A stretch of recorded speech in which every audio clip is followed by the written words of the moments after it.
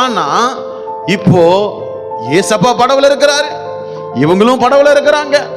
காற்று, கொந்தளிப்பு, பெருங்காற்று, படவு மூடத்தக்கதான சூழ்நிலை எல்லாமே வருது. உடனே என்ன பண்றாங்க? அவரை போய் எழுப்பிடுறாங்க. ஏசப்பாவை எழுப்பி, ஆண்டவரே எங்களை ரட்சியும், வார்த்தை வர மனிந்து போகிறோம் என்றார்கள். நீங்க ஏந்திரிக்கலன்னா நாங்க செத்து போயிடுவோம். நான் மட்டும் கிடையாது, நீங்களும் செத்து போயிடுவீங்க.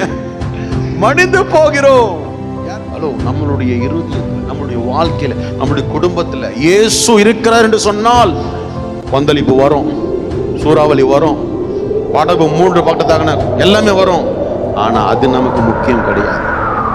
வாழ்க்கையில அற்புதங்களை பார்க்கணும்னு சொன்னா, அற்புதத்துல வாழணும்னு சொன்னா, அற்புதத்தை அனுபவிக்கணும் என்று சொன்னா, நாம பார்க்க வேண்டியது சூழ்நிலை அல்ல, சூறாவளியை அல்ல, புயலை அல்ல, கொந்தளிப்பை அல்ல, மனுஷனுடைய வார்த்தைகள் அல்ல, தேவையில்லாத காரியங்கள் அல்ல. அதெல்லாம் ஒண்ணுமே கிடையாது. நீ பார்க்க வேண்டியது இயேசுவை மாத்திரம்தான். என் படவுல இயேசு இருக்கிறாரு, என் இருதயத்துல இயேசு இருக்கிறாரு, என் குடும்பத்துல இயேசு இருக்கிறாரு, எனக்கு இயேசு இருக்கிறாரு. இயேசு இருக்கும் பொழுது நிச்சயமாய் பிசாசு இப்படியா எழும்புவான். ஆனா அந்த பிசாசை என் ஆண்டவர் அதட்டினார் என்று சொன்னால் காணாமல் போய்விடுவான். ஏசப்பா உங்க உள்ளத்துல இருக்கிற விசுவாசிக்கிறீங்களா?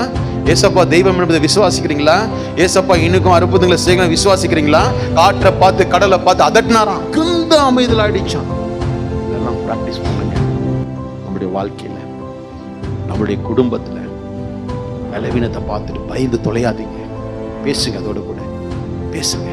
பிரச்சனையை பார்த்து பயந்து தொலையாதீங்க. அதட்டுங்க. குறைவுகளை பார்த்து புலம்பாதீங்க. சில பிசாசுகளுடைய டார்ச்சர் ரொம்ப ஓவரா இருக்கும். அதெல்லாம் நிர்மூலமாகும்.